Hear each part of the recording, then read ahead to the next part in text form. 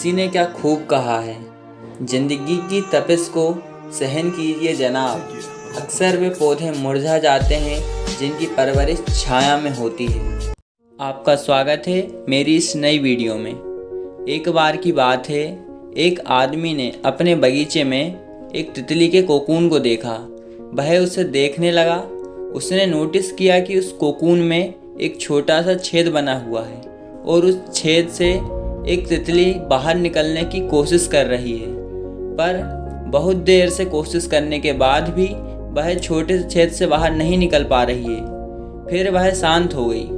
उस आदमी को लगा जैसे उसने हार मान ली है। इसलिए उस व्यक्ति ने उस तितली की मदद करने के उद्देश्य से एक कैंची उठाई और कोकून के छेद को बड़ा कर दिया, जिससे कि तितली आसानी से बाहर निकल पाए। और यही हुआ। उसने जैसे ही कोकून के छेद को बड़ा किया, तितली जमीन पर गिर गई। वह उड़ नहीं पा रही थी क्योंकि उसके पंख सूख गए थे। वह अपंग हो गई थी।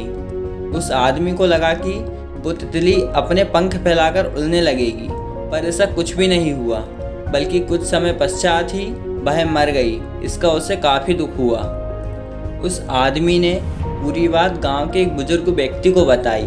बुजुर्ग व्यक्ति ने उसे बताया, असल में कोकून से निकलने की प्रक्रिया को प्रकृति ने इतना कठिन इसलिए बनाया है क्योंकि ऐसा करने से कोकून में मौजूद तरल पदार्थ उसके पंखों में पहुंच सके, और तुमने उसकी मदद करके उसकी सामान्य प्रक्रिया को तोड़ दिया, जिसके कारण उसका ये हाल हुआ है।